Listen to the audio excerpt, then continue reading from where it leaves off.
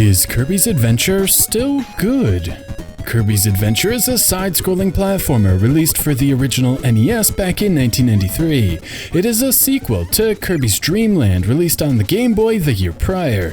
Despite being a late NES title released well after the debut of the Super Nintendo, Kirby's Adventure is not a simple cash grab latching onto the success of the character, but rather a massive AAA title. Critics ate the game up upon release, too. Electronic Gaming Monthly scored the game an 8.3 out of 10, stating, "The graphics are cute and the animations are funny. Incredible gameplay with tons of power-ups keeps you glued to the screen. A vast improvement over the Game Boy version." But Kirby proved to have staying power. In a 2005 review, Digit Press scored the game an 8 out of 10, noting, "Overall, this is a great game for all of you NES-aholics and retro gamers alike. There's no reason not to buy this game." And even as recent as 2016, reviewers continued to praise the little pink puffball, with the book Ultimate Nintendo Guide to the NES Library proclaiming, "It's an absolute joy to play and is one of the brightest gems to come out of the NES's twilight years." So, is Kirby's Adventure still this good? Let's dive in. Kirby's Adventure contains a wonderfully ludicrous plot. Above the planet in which Kirby resides is the Dream Spring. This spring provides inhabitants with restful sleep and pleasant dreams. One day, Kirby wakes from a nap and realizes he did not have a dream, so he ventures to the spring and discovers the star rod powering the spring has been stolen by King Dedede and broken into 7 pieces. It is then up to Kirby to reacquire the 7 pieces of the star rod, restore its place on the Dream Spring, so everything can return to normal. Though weird, the story sets the tone for the strange adventure about to unfold, gives us a goal and a villain to track down, which is all I could really ask for. Kirby's Adventure is broken into 7 different levels: Vegetable Valley, Ice Cream Island, Butter Building, Grape Garden, Yogurt Yard, Orange Ocean, and Rainbow Resort. While the game calls these levels, each represent a hub world or map screen of sorts filled with stages. Vegetable Valley contains 4 stages, while Rainbow Resort has 6. And like most games of the day, levels are played sequentially. All the player is able to do upon starting a new game is play the first stage of Vegetable Valley. Surprisingly, this is not a tutorial level. Instead, the tutorial is played out on the Attract screen. Thankfully, Kirby controls fairly conventionally with a standard jump, slide, and walk. Double pressing the D-pad will cause Kirby to run, while pressing down will cause him to squat. Standard stuff. Of course, what makes Kirby is the inhaling. Pressing up will cause Kirby to inhale air, increasing his size, allowing him to float indefinitely. Pressing the action button will shoot out the air, which can be used as an attack, returning Kirby to normal size as gravity takes over. Additionally, pressing the action button while normal sized will allow Kirby to inhale enemies. Like the Game Boy original, inhaling enemies dispatches them, but they can be shot back out of Kirby's mouth like a projectile. New for Kirby's Adventure is what happens when the player presses the down button. Instead of simply swallowing the enemy, Kirby can copy their ability. Now, not every enemy has an ability, but a vast majority of them do, and there are 24 abilities to copy in all. Ability copying then becomes the main hook in Kirby's Adventure. In the first 4 stages of Vegetable Valley, the game does a nice job teaching the player to utilize the Fireball ability to dash over pits filled with enemies or use the sword while underwater. Speaking of underwater, Kirby's Adventure handles this 90s platforming staple fairly well. Kirby can spit water in all 4 directions when not equipped with an underwater capable ability, giving maximum flexibility for attacking. Next, there are no dedicated water stages. Instead, a water area might just be a section of a multi-segmented stage, or perhaps just a brief obstacle to overcome. Personally, I like this approach, as water levels aren't my thing. Rounding out the game mechanics is a candy item, which turns Kirby hyper, making him invincible. Speaking of power-ups, there is also a pep drink restoring a unit of health, a tomato refilling the health completely, and 1-ups offering additional lives. After coming to grips with the controls, items, and abilities, Vegetable Valley ends with the boss fight. The final bosses in each of the 7 worlds hold one of the pieces of the star rod King Dedede stole at the beginning of the game. The first boss is Wispy Woods. Unlike the normal enemies found in the stages, the bosses cannot be inhaled. Instead, the player must utilize either a copy ability brought into the fight, or utilize whatever the boss provides to inhale and then shoot back. In any case, even with some sloppy play, Wispy Woods goes down quickly and Kirby obtains the first piece of the star rod. Next is Ice Cream Island, which contains 5 stages and continues teaching the player new skills. My favorite ability in the level is the Wheels ability. This turns Kirby into a wheel and he zooms forward until something impedes his progress. From here on out, every time the player notices this particular enemy, they'll want to take note of their surroundings to see if the ability can be exploited. Speaking of exploiting game mechanics, some stages contain bomb blocks. Hitting these will cause them to explode, opening up the next area of the level. Sometimes these are placed in obscure areas, not immediately available to the player. As the player learns the strengths of each ability, they can go back to areas like this to see what goodies they missed on the first pass. Something else worth mentioning are the sub-bosses. Much like the main boss, these cannot be defeated by inhaling them, and instead must be defeated by either using an ability or by utilizing the boss's projectiles against them. However, once defeated, sub-bosses can be inhaled, which will reveal some of the more uncommon ability types. The microphone is particularly potent, for example, but is limited to just 3 uses, acting as a screen-clearing bomb. This also throws a wrinkle into the controls. As Kirby cannot inhale new enemies while equipped with an ability, it can be easy to accidentally use the microphone, wasting one of its precious uses. Granted, Kirby does change from pink to peach when equipped with an ability, and sometimes blue, or even changes appearances, like when wielding a sword or a parasol. Upon clearing the 5 Ice Cream Island stages, boss number 2 is presented, Paint Roller. Like before, one could inhale the various enemies the boss paints on the canvas and either copy that ability or use it as a projectile to inflict damage. Alternatively, one can come in equipped with some other ability, like the laser, and tackle the boss in a completely different way.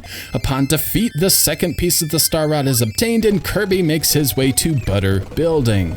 At this point in Kirby's adventure, most of the gameplay mechanics have been introduced, and it is now up to the player to use the skills learned to efficiently deal with the challenges. In level 2, for example, the game taught the player the laser can ricochet off angled surfaces. With that knowledge in mind, the next time the player sees this type of 45-degree architecture, they should recognize the laser will be the most efficient way to deal with enemies. I also like these dark rooms. It's obvious with the lack of detail in the set pieces and enemies, there's probably a way to brighten things up and see things proper. And sure enough, an enemy comes along glimmering like a firefly. If one puts 2 and 2 together, they should conclude copying the firefly enemy, which has not appeared before this point, might do something cool. And indeed it does, with a one-time ability lighting up the area. Level 3 also introduces hidden buttons. By fully exploring each level, noticing secret doors or pathways, the player is likely to stumble across large buttons. These buttons reveal new areas on the level maps. In all, there are 17 of these scattered about levels 3 through 7. Moving on is the boss of level 3, Mr. Shine and Mr. Bright. This is definitely one of the more challenging boss encounters in the game. This is mainly because there are 2 patterns to learn. While avoiding the ground attacks is simple enough, identifying when the bosses will release stars to use as projectiles can be a little trickier. Finally, the sun and moon will swap positions, and avoiding getting hit during this transition is the toughest part of the encounter. Still, once all the patterns are learned, these 2 can be defeated quickly without any abilities, though the laser certainly makes things easier. With 3 pieces of the star rod obtained, Kirby makes his way to level 4, Grape Garden. Level 4 introduces a couple new gimmicks and hazards for the player. First is the cannon. Using either of the fire abilities will allow the player to light a wick. The player is then challenged to get Kirby into the cannon before the cannon fires. Do this correctly and Kirby will make his way to a secret area. Get it wrong and the player can move on or try again. Thankfully, the wick respawns if you move past it and return. In fact, enemies respawn as well. While this can be annoying in some games, in Kirby's Adventure it makes a lot of sense. For one, it allows the player to retry certain obstacles, and second, it allows them to go backwards and copy an enemy's ability if they lost it from touch damage or didn't realize they needed the ability in the first place. Kirby's Adventure also contains minor puzzle elements. Small switches are occasionally presented, needing the right ability to engage them, along with either a little dexterity or a bit of wit. Pressing the switches in the correct order here, for example, rewards the player with yet another extra life. Speaking of extra lives, throughout each level will be rooms with bonus stages. These are either revealed by clearing stages or by pressing the secret hidden buttons. In either case, there are 3 different types of bonus stages, all repeating throughout the 7 levels of Kirby's Adventure. First is Quick Draw Kirby. The objective is to shoot the opponent before they shoot Kirby. There is a fire indicator along with an audio cue to aid the player. Defeat the first 4 enemies to earn an extra life. The second is Egg Catcher. Here, the player needs to press the button to open Kirby's mouth and catch eggs. The button must be released before swallowing a bomb, however, which ends the game. Catch enough eggs to earn another extra life. Lastly, there is Crane Fever. Here the player has 2 chances to try and snatch either the large Kirby or the small Kirby to earn up to 4 lives. While not earth-shattering by any stretch, all are fun diversions to the main platforming stages. Moving along, the boss of level 4 is probably my favorite, Krako. It isn't so much the boss has some amazing pattern to be avoided, but rather the way the player defeats him. Before the fight, the high jump ability can be copied. The player then uses this to travel up the level. After reaching the top, this ability can be used to attack the boss. Generally speaking, the player cannot touch enemies, with the exception of pressing down while falling, so this change of gameplay style is a nice twist to the basic formula required thus far. Anyway, after high jumping to victory and obtaining the 4th piece of the Star Rod, Kirby finds himself in Yogurt Yard. While Butter Building was a trek up a tall building and Grape Garden was a garden in the sky, Yogurt Yard has Kirby traveling back down to the planet's surface. And while some set pieces are reused, as one would expect from a cartridge clocking in at a massive 3/4 of a megabyte, the developers continued to implement both new art tiles and new level gimmicks. Stage 2, for example, is a maze of sorts filled with doors leading to new areas. Stage 3 has a neat fall downwards, requiring the use of the parasol ability. Stage 4 finally gives the player a use for the seemingly pointless ball ability. Sub-boss encounters put the slide to good use, and the stage design amps it up with tricky combos needed to access secret areas. The end level boss, Heavy Mole, is also pretty rad. He digs through the level randomly, moving up and down, sometimes forcing the player to float to avoid dropping to their death. Meanwhile, the mole also shoots out robots that can be inhaled and fired back. The random nature of its movement means sometimes this is a quick battle, other times a gauntlet, but the fact it isn't a simple jump over the enemy and inhale a star makes it rather interesting. Defeat the mole and Kirby arrives in level 6, Orange Ocean. The first 4 stages here really stick to the theme as well, with the skies featuring a nice sunset backdrop rather than the blue hues seen thus far. Until stage 5 anyway, when things get icy. Thankfully, the ice is used more as a hazard, and most of the fights and encounters are similar to what's been seen thus far, only more slippery.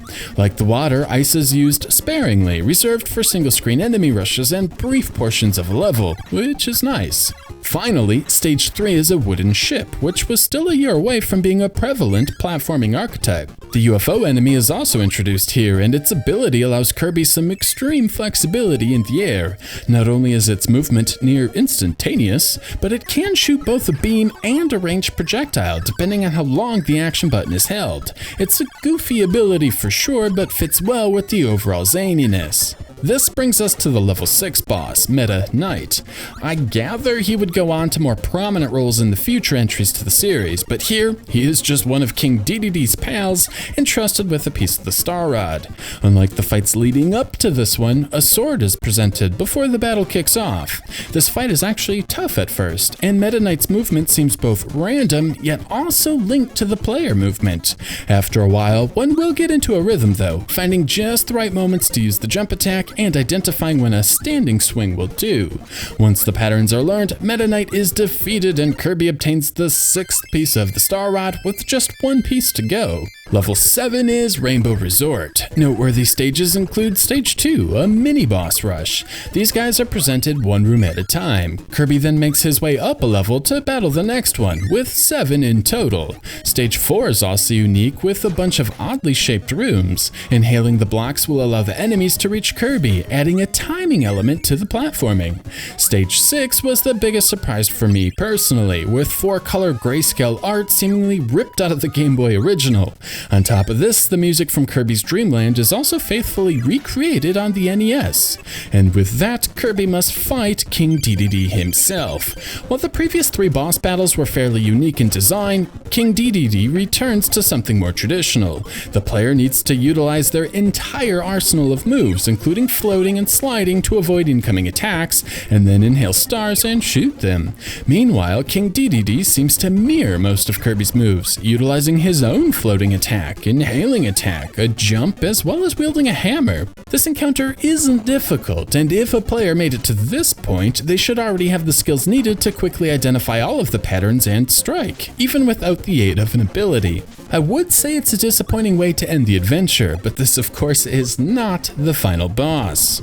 With the 7 pieces collected, the Star Rod is now complete, and Kirby places it back into the Dream Spring. Unfortunately, rather than restoring everyone's dreams, this action allows Nightmare to escape. From here, King Dedede launches Kirby into space to defeat him. The true final boss is broken into 2 parts. First is a shmup level. Here, Kirby needs to avoid incoming obstacles while using the Star Rod to shoot projectiles. Enemy patterns here aren't terribly difficult to navigate, however, skillful shots are required for victory. If the player takes too long, the enemy will eventually get away, costing the player a life.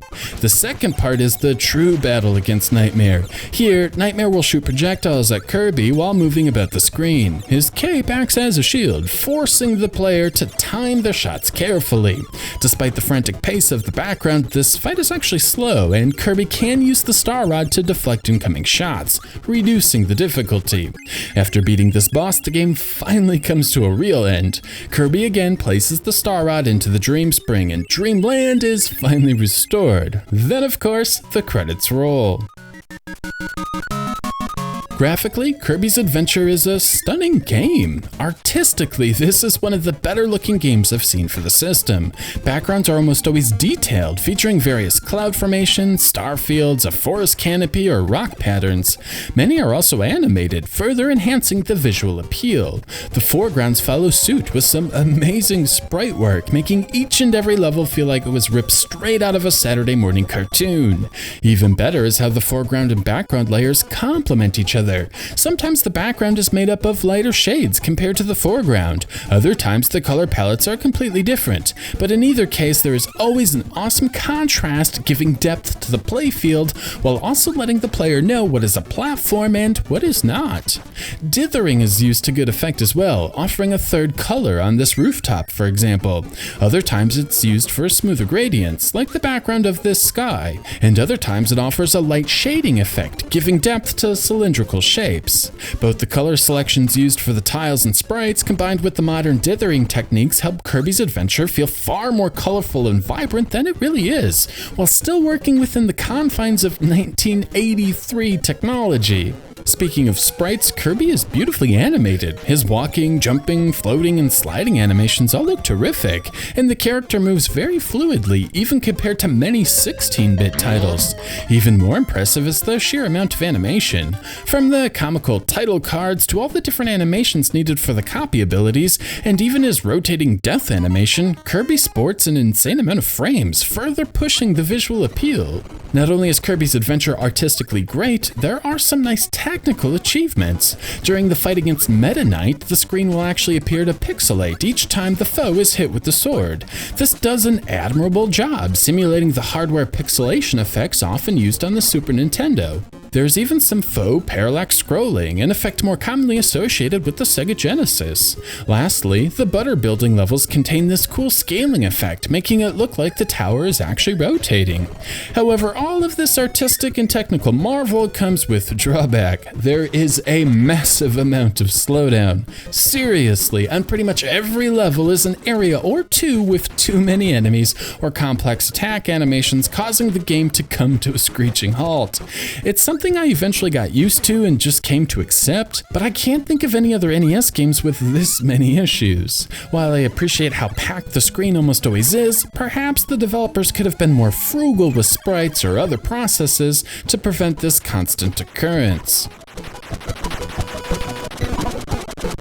Moving on is the audio. As you would expect from a Kirby game, the overall soundscape is excellent. The entire game has a high-energy, bouncy feel to it that really fits the vibrancy of the colorful worlds. From the sound of Kirby inhaling, jumping, or using abilities, Kirby's Adventure does a wonderful job conveying to the player both visually and acoustically what is going on. The soundtrack follows suit. The chiptunes represent some of the better compositions available on the platform, though I do feel games like Mega Man and Super Mario Bros. 3 feature more memorable melodies. One might also argue there is a lack of variety, with most tunes sharing similar instruments played at a similar pace. Still, the bouncy, upbeat tunes are a pleasure to listen to, and I'd encourage anyone who hasn't heard them before to check out the soundtrack. So, with all of that out of the way, we arrive back to the question asked at the beginning of the video: is Kirby's Adventure still good? The main complaint most often voiced against Kirby's Adventure is the lack of difficulty, and while I would agree Kirby's Adventure is one of the easier platformers on the NES, the fact a game is easy does not necessarily mean it's bad. On the flip side, a game being hard doesn't necessarily make it bad either. Instead, let's dive into what makes Kirby's Adventure easy. First, Kirby is small, with a sprite size half as big as most platformers of the day. This reduced size does two things. It drastically reduces screen crunch as Kirby fills up half the space of normal games, and being small also means the hitbox is small, making it easier to avoid enemies. Next, Kirby is way overpowered. Using his default inhaling attack, he can take out any non-boss enemy from a safe distance or even through walls with one swift maneuver. This means, for the most part, few enemies pose any serious threat to Kirby during the stages, reducing the overall difficulty. Another thing making the journey relatively easy is the floating. While not too frequent, some stages in Kirby's Adventure seem to forget Kirby can float, meaning large swaths of the level can be bypassed. Again, this isn't frequent, but happens often enough to make you wonder what the level designers were thinking. On the flip side, there are clever design elements also making Kirby's Adventure easier for seasoned gamers. What Kirby's Adventure does exceptionally well is introduce the player to enemies at specific moments to teach them when to use certain abilities. Like in the previously noted beam example, inhaling an enemy will reward the beam ability, which then fires, ricocheting off the angled block, hitting the bomb, and releasing the 1-up. From this moment on, when angled surfaces are presented, the player doesn't need to struggle with strange enemy placement if they learn the lesson. When areas are presented and the player lacks the beam ability, it becomes even more obvious. Same goes for the fireball. The game presents a lone enemy, which the player will instinctively copy, and then use the ability to safely travel over pits containing vertical enemies. This can later be utilized to dash over spikes and collect a 1-up. And again, areas are presented where the fireball would be the ideal ability to overcome an obstacle, and if the player lacks it, the game is tougher than necessary. These learning moments are numerous, and few games do such a masterful job teaching the player proper ability usage quite like Kirby's Adventure. If the game failed to provide these clever design elements, Kirby's Adventure would certainly be harder, but I cannot fault the developers for good game mechanics and great level design. In fact, just about everything in Kirby's Adventure is legitimately good, and in sitting down to write this review, I'm struggling to find any faults at all. The controls are solid, with Kirby responding quickly to inputs with no lag. I did feel like once in a while my input would be ignored, like maybe if I tried to change directions before an animation finished, it wouldn't register, but this could have just easily been my mind moving quicker than my fingers. I can't be certain. Needless to say, the controls are smooth and responsive, perfectly suited for the tasks at hand. Another fault might be the knockback. Certain enemies will cause Kirby to burn up and roll backwards. Because the player loses control during this period, Kirby could potentially fall into a pit and die. But again, reviewing the footage, these rare instances were always my own fault due to rushed play and not cheap enemy placement by the designers. So again, I can't hold Kirby's Adventure responsible. In fact, every single death I encountered always felt like it was my fault and not the result of poor design or lackluster controls. In fact, the main source of challenge is Kirby losing his ability when he takes damage. This encourages the player to play proficiently, with a sufficient but not unfair punishment for sloppy play. Before I wrap up, I should talk about achieving 100%. Beating the final boss will not result in completion. In order to achieve 100%, the player will need to locate those 17 large buttons. Some of these are obvious, and some won't require much wit to resolve, but there are a handful which will test the player's mastery of both the abilities as well as the controls. First, certain abilities interact with the environments differently than others. For example, the hammer can trigger certain switches or break through special blocks. Most other abilities cannot.